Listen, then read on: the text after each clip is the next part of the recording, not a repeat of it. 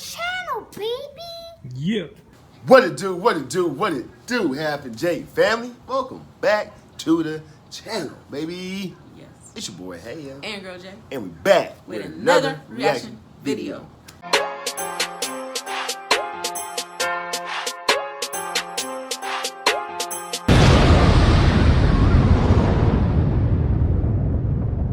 All right, y'all, welcome back to the channel. Welcome back. Definitely appreciate everybody. Yes. You know what I'm saying? We got two good videos out there for y'all.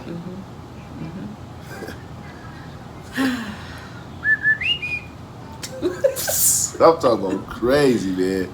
Y'all go check them out, though. You know what I'm saying? So anyway, we about to get into some more reactions. Happy Wednesday, too, by the way. Happy Wednesday, You know what I'm saying? yes. Happy Wednesday, everybody out there. We're almost at the end of the work week. You're looking very vibrant today. Very vibrant? Very vibrant. You know what I'm saying? Boyfriend, gym. Okay. No, I'm playing. But let them know who we're reacting to today. We are reacting to Forgotten History. So shout out to Forgotten History. Shout out to Forgotten History. And it's titled Truth About the Klux Klan. Forgotten History. You think that's why they call it the KKK? Oh my goodness.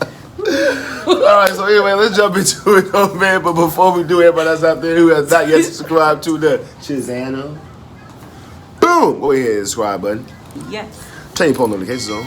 Yes. Like and share this video. Yes. You feel me? And then comment down below, baby. That. Come and join the squad, man. Yes. You know what I'm saying? Half and J. Half a J, yeah. Plus, we already kicking off. What? Oh, man. Good vibes, baby. Good vibes. Lean to the right. Boom. You feel me? You gotta lean to the right with it. You gotta Lean to the right. lean to the right. And boom. Oh. You know what I'm saying? Let's get it.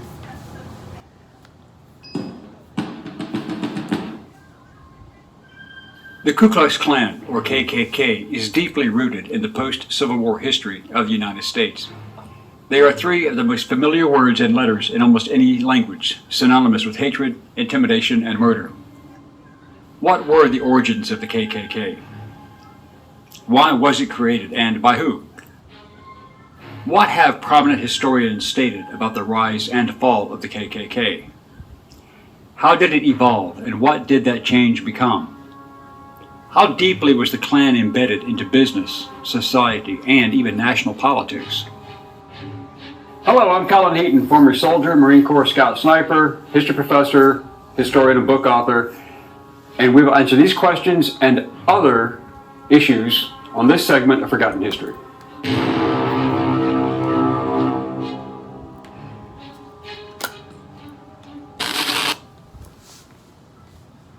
The Klan had three evolutions in its history as it evolved and altered its methods, tactics, and expanded its focus. All three movements have called for the purification of American society, and all are... Why they got that horse with the mask on, though? Oh, man. I'm just saying, though, like the horse really know what's going on. You feel me? We don't want nobody to know who the horse is. Like, come on now. Damn. All three movements have called for the purification of American society, and all are considered far-right extremist organizations. During each period of the Klan's existence, the official membership was secret, and estimates of the total numbers of members was unknown, and they were highly exaggerated by both friends and enemies alike. The first Klan was founded in Pulaski, Tennessee, on December 24, 1865, by 6 former officers of the Confederate Army. They were Frank McCord, Richard Reed, John Lester, John Kennedy, J. Calvin Jones, and James Crow. It started innocuously as a fraternal social club inspired, So they said it started in Tennessee? at least in part, by the then largely defunct Sons of Malta, perceived as an offshoot combined of the old Knights Templar and Teutonic Knights. The KKK adopted many of the initiation rites and formal ceremonies of those previous organizations with the same purpose of fraternity, solidarity, and most of all, political power, which today in hindsight is laughable as well as tragic. The official KKK manual describing these rituals was printed by Laps D. McCord of Pulaski, Tennessee. The Klan also needed a distinguishing uniform, which later in their history would become notorious: robes, and hence their adopting the Spanish capirote hood. Former Confederate Brigadier General George Gordon, for whom Fort Gordon, Georgia was named for, developed the prescript, which supported the superiority of white society and culture and adopted and taught white supremacist beliefs. They created the ranking system, and at the top of the KKK was the Imperial Wizard, or the National President. Below this were the Grand Dragons, who governed an individual state, called a realm. Then there were the Grand Magis, or Deputy Commanders, and then the Grand Cyclops, responsible under the Grand Dragons for establishing and maintaining recruitment standards. Below them were the Kleagles, who were managed and who were responsible for recruiting and vetting of new members. The rest of the members were the Klansmen, or the foot soldiers, and enforcers.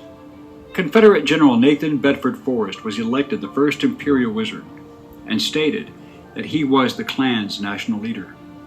Forrest was very concerned about the Republican influence growing among the blacks in the South. Despite its apparently well-structured appearance, the Klan had no membership rosters, no named chapters, and no listed local officers, so it was difficult to judge its membership. Due to the heavy response by President Andrew Johnson and the increasing numbers of federal soldiers into the southern states as a result, Forrest called for the Klan to disband in 1869. He stated that it was being perverted from its original honorable and patriotic purposes, becoming injurious instead of subservient to the public peace. Historian Stanley Horn argues that, generally speaking, the Klan's end was more in the form of spotty, slow, and gradual disintegration than a formal and decisive disbandment. Despite Gordon's and Forrest's work, local Klan units never accepted the prescript and continued to operate independently without any form of command and control. Historian George C. Rabel argues that the Klan declined in strength in part because of internal weaknesses, its lack of central organization, and the failure of its leaders to control criminal elements and sadists. More fundamentally, it declined because it failed to achieve its central objective, the overthrow of Republican state governments in the South. Historian Elaine France Parsons describes the membership, quote, "Lifting the Klan mask revealed a chaotic multitude of anti-black vigilante groups, disgruntled poor white farmers, wartime guerrilla bands, displaced Democratic politicians, illegal whiskey distillers, coercive moral reformers, sadists, rapists, white workmen fearful of black competition, employers trying to enforce labor discipline, common thieves, neighbors with decades-old grudges, and even a few freedmen and white Republicans who allied with Democratic whites or had criminal agendas of their own. Indeed, all they had in common, besides being overwhelmingly white, Southern, and Democratic, was that they called themselves, or were called, Klansmen." Another historian, Eric Foner, observed, "In effect, the Klan was a military force serving the interests of the Democratic Party, the planter class, and all those who desired restoration of white supremacy. Its purposes were political, but political in the broadest sense, for it sought to affect power relations, both public and private, throughout Southern society. It aimed to reverse the interlocking changes sweeping over the South during Reconstruction, to destroy the Republican Party's infrastructure, undermine the Reconstruction state, re-establish control of the black labor force, and restore racial subordination in every aspect of Southern life. To that..." So I'm confused. Or were they a part of the Democrat, or a part of the Democrat Party? Okay, I thought they were saying that was part of the Republican. They was kind of mad because the blacks were leaning more towards Republican down in the South. Okay, all right, my bad. "And restore racial subordination in every aspect of Southern life. To that end, they worked to curb the education, economic advancement, voting rights, and right to keep and bear arms of black people. The Klan soon spread into nearly every Southern state, launching a reign of terror against Republican leaders, both black and white. Those political leaders assassinated during the campaign included Arkansas Congressman James M. Hines, 3 members of the South Carolina legislature, and several men who served in constitutional conventions. The Klan primarily focused upon suppressing black voters, and a political campaign often turned deadly. More than 2,000 people were killed, wounded, or otherwise injured in Louisiana in the few weeks leading up to the presidential election of November 1868. One example was in St. Landry Parish, which had a registered Republican majority of 1,071. The Klan's efforts proved effective because after the murders, no Republicans voted in the fall elections. White Democrats cast the full vote of the parish for General Ulysses S. Grant's opponent, Democrat Horatio Seymour. The KKK also killed and wounded more than 200 black Republicans, hunting and chasing them down. In the governor's race in Columbia County, Georgia, 1,222 votes were cast for Republican Rufus Bullock, so the Klan got involved. By the November presidential election, the Klan's intimidation suppressed the Republican vote, and only one person voted for Grant. As a result, the 1871 Civil Rights Act allowed the president to suspend habeas corpus. This means that the traditional right to be brought before a court or a judge to appeal for bail or challenge an unlawful detention could be suspended, and was in fact suspended by Lincoln during the Civil War. During this period, the Florida Freedmen's Bureau records provided a detailed recounting of Klansmen's beatings and murders of freedmen and their white allies, numbering 150 dead in voting intimidations. As a result of these actions, in 1870 and 1871, the federal government passed the Enforcement Acts, which were intended to investigate and prosecute Klan crimes. While racism was a core belief of the Klan, initially anti-Semitism was not. Many prominent Southern Jews identified wholly with Southern culture, resulting in examples of Jewish participation in the Klan until they too were included as targets. The second era of the Klan started in 1915 as a small group in Stone Mountain, Georgia. It expanded membership nationwide in the early and mid-1920s, including urban areas of the Midwest and West, with Kansas being a large Klan stronghold. The various independent Klan organizations often took a position of supporting prohibition and compulsory public education for white children, although blacks were not to be educated if possible, and if they were, only in segregated schools. The Klan received its greatest propaganda boost of its entire history when film director D.W. Griffith released his 19... That's crazy, because my mom had to go to one of those segregated schools like Really? that. Yep. I remember she used to tell me stories about that.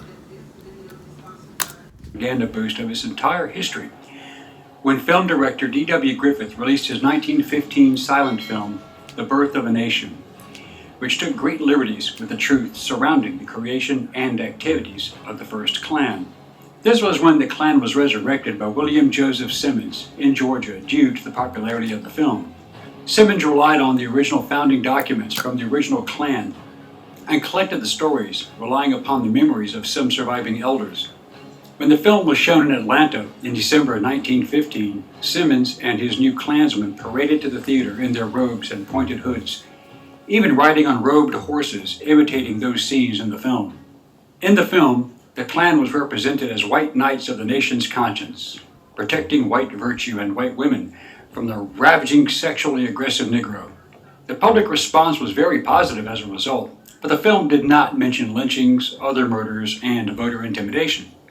Within the first 6 months of the association's national recruitment campaign, Klan membership had increased by 85,000 by 1920. By the mid-1920s, the organization's membership ranged from 3 to 8 million members. The Klan also began to become deeply involved in politics, even more so than in the 1860s to 1870s, as they knew that they needed pro-Klan Democratic members in state and federal government to block Republican actions targeting their organization. They needed politicians who would support Jim Crow laws and keep the federal government out of their business. That's crazy. You see how they,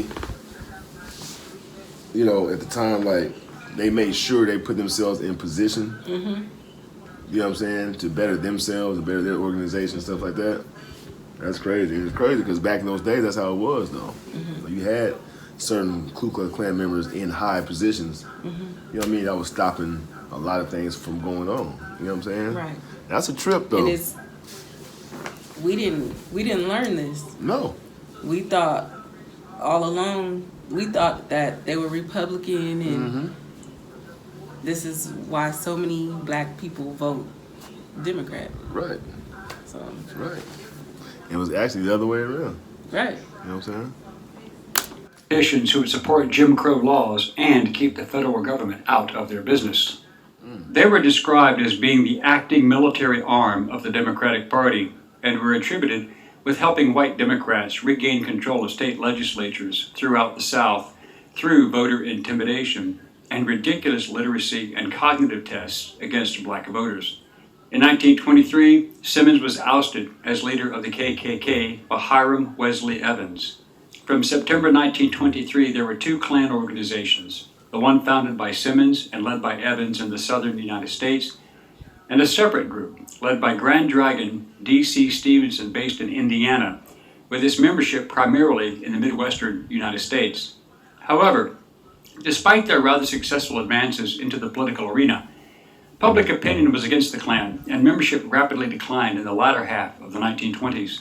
Infighting from various Klan groups, as well as federal law enforcement opposition, brought about a collapse in the membership of both groups. Membership had dropped to about 30,000 by 1930, and finally faded away in the 1940s. The third incarnation of the Klan was resurrected in the early 1950s in the form of localized and isolated groups that used the KKK brand name locally but had no connected affiliation. They opposed the civil rights movement of the 1950s and 60s, such as when they fought against Brown versus Board of Education and imposed separate but equal as their justification. During this period, they often infiltrated Southern police departments, schools, and governor's offices, such as George Wallace of Alabama. Several members of the Klan groups had beaten the Freedom Riders in 1961, murdered civil rights workers, such as Medgar Evers, by Klansman Byron Della Beckwith in 1963. Some were convicted of murder in the deaths of civil rights workers in Mississippi in 1964 and of children in the bombing of the 16th Street Baptist Church in Birmingham, Alabama in 1963 and killing Viola Liuzzi in 1965. These activities saw the KKK classified as a hate group by the Anti-Defamation League and the Southern Poverty Law Center. The final demise of the original Klan arrived in the form of a senseless murder of 19-year-old black male Michael Donald in 1981 and a trial that made history in Alabama.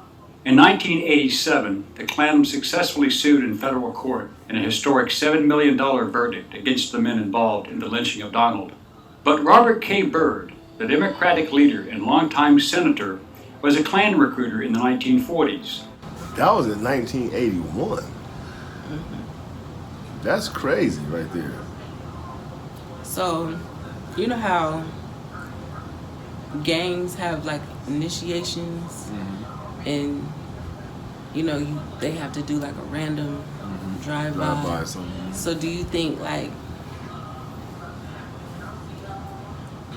they had to do that too? A drive-by? No, not a drive-by. But like, you know, But some type of initiation? yeah, like I think so. Like maybe kill a black person or something like that, or yeah. I think so. Just to show their dedication. Dedication, right? Yeah. It had to be scary back then, cause I like I say, my mom, she's, you know, she sometimes tell me stories about back then, especially my grandfather. You know what I'm saying? God rest his soul. He used to always tell me the stories from back then, cause really? you know, oh yeah, like how it was and. You know, how people was being treated, how, you know, black people was being treated, how he was being treated, you know what I'm saying, and they was living in fear. You know what I'm saying? They were living in fear, he said, like real talk. They was out there living in fear. And you know what's so funny? I asked my mom if she experienced racism. She said she didn't. But she's not from the South. You see what I'm saying? Like racism back then, as far as I know of, y'all let me correct me if I'm wrong. Like they were saying, it's mostly down in the South. Alabama, Louisiana, Tennessee, you know what I mean, Kansas City, Georgia, you know what I'm saying? So there was none in Texas? I mean, there probably was, but maybe it wasn't as heavy as it was. She said when she went to school, she didn't experience none of that until she experienced racism, but when she came to California. That's when she experienced it. She said when she was in Texas, Yeah. she didn't experience it at all. Yeah. I mean, cause my dad, he's from Texas. You know what I'm saying? He just turned 80. Did he experience it? You know what? I never asked him about that. We never talked about it though. But I know my mom for sure, because like they're saying in this video, they was all Segregated. and they all was in the South. Georgia, Alabama, Tennessee, Kansas City. That had to be a scary time. Yeah, it had to be a scary time, especially for politicians. They was out there getting killed. Like certain people, you know what I'm saying, when you vote for this party, like you was getting killed. You know what I'm saying? Like nowadays that can't happen. There's too much, you know what I mean, protection and you know what I'm saying, secret services and stuff like that nowadays. But back then, obviously it was easy to do. You know what I'm saying? The Democratic leader and longtime senator was a Klan recruiter in the 1940s. He described the organization as a group of upstanding people, doctors, lawyers, clergy, judges, who he thought could provide an outlet for his talents and ambitions, and also supported his opposition to communism. Byrd claimed to have left the KKK in 1946, but encouraged by the Grand Dragon of his KKK branch, and with Klan money, Byrd ran on the Democratic ticket for both state and federal offices. The Klan funded him throughout his career. Byrd opposed Brown versus Board of Education, supported Jim Crow laws, and separate but equal racial laws.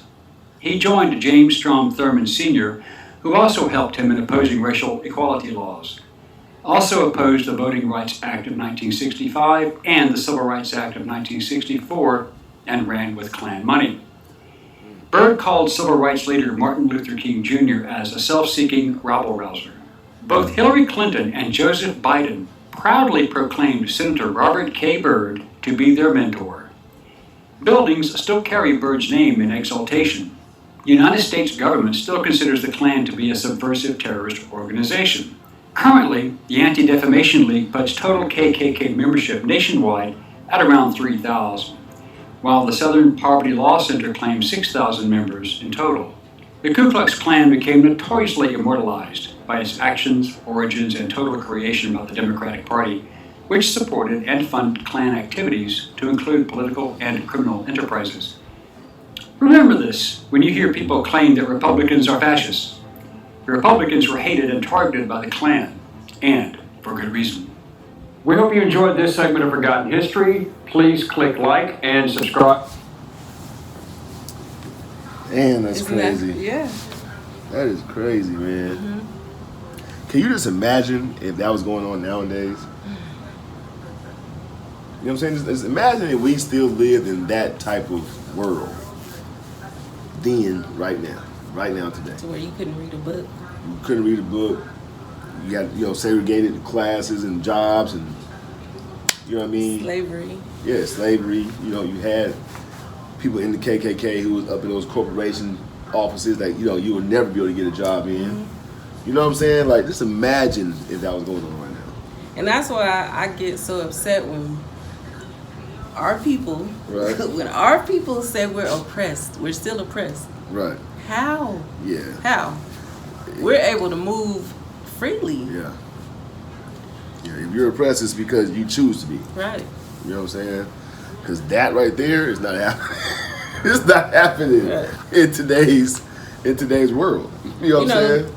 You know, the Ku Klux Klan is well alive. We know that. Yeah. But it's not, like you said, it's not as, you know what I'm saying? Yeah. They're not walking around with capes on and stuff like that no more. Right, like, right. You know, they're disguised.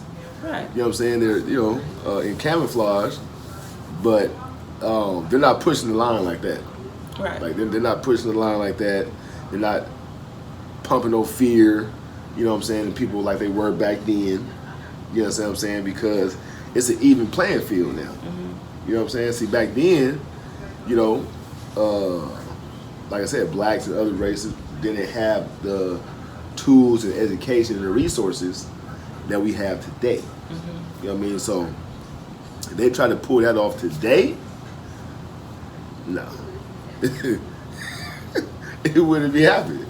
You know what I'm saying? Like, you know, listen, if I seen a Ku Klux Klan member walking around, I would probably start laughing. I don't keep it all the way in my head. Why? Because it would just be funny to me. Like, you still like doing that though? Like, you know what I'm saying? Like a gang. Yeah. Like a hardcore. Right. Banger. Hardcore gang. Yeah, like man, we in 2023. You still walking around talking about some Klux Klan? Well, you already know. Yeah, like the hardcore gangster. Man, I will fall out rolling. He'll want to fight me because I'm laughing so hard. Blood. I promise you, yeah. You feel me? The big cuz though, you know, just walking around. I would roll though. I'm telling you, like for real, he'd be wanting to fight. I promise you, because it'll be so funny. And be like, are you serious though? You know? But they're really loyal. Yeah. Loyalty is. Yeah. You know they. The funds, you know, loyal. That's what kept them in power for so long. You know what I'm saying? Real talk. They always say, you know, you're a threat with numbers. Yeah. You know what I'm saying? So, the majority. So, but anyway, y'all let us know what y'all thought about that forgotten history. Comment down below if you have already knew about it. But if this is something new to you guys like it is to us, let us know. Comment down below. We'll love to know. We have been brainwashed for real. Yeah. For a long time. With a lot of things, though. Yeah. A whole lot of things. A whole lot. Is it because we were young and just didn't, like, in the video we did before this one, like, we didn't want to face the harsh reality? I think because we're so conditioned by the upbringing of how we was raised in our community. Like, the whole community was saying the same thing. But we had we could have took it upon ourselves to really learn about things. No, we could have, but when you hear something from different people and it's the same thing, you just start believing it. Yeah, but you know what I'm saying? But the crazier part is we didn't even read on our own. Because we was believing in what the person was saying. I know, but you know what I'm saying? Like if your mama say, okay, well, you know this and this. But I'm saying you go believe what your mama saying. Because you think in your head, why would my mama lie? You know what I'm saying? Why would she lie? That's what you thinking as a kid. My whole life. Y'all, my whole life has been a lie. Yeah. My whole life has been a lie. And I'm just finding that out in 2023 though. Right.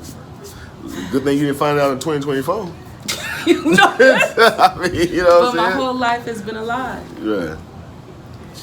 It's just, I think about that every day now. Yeah. Like everything. Like I feel stupid. I feel dumb. You need to feel stupid. Well, that I do. All right, well. Let's jump into some shout outs. Okay, first shout out goes to Kevin Ninja Jones. What's up, Kevin Ninja Jones? Kevin Ninja Jones. Shout out to you, man. Hope you definitely enjoyed that reaction. Let us know what you thought about it. Comment down below. And come back and join us for some more. Second shout out goes to Timothy Gold. What's up, Timothy Gold? Timothy Gold, man. What's going on with you? Shout out to you. Hope you definitely enjoyed that reaction as well. We love you guys, man. Yes, we do. Thank you for tuning in. Once again, happy Wednesday. Yes. Stay healthy. Keep God blessed. first. Yes. Right. And then we'll catch you guys in the next reaction video. Yes.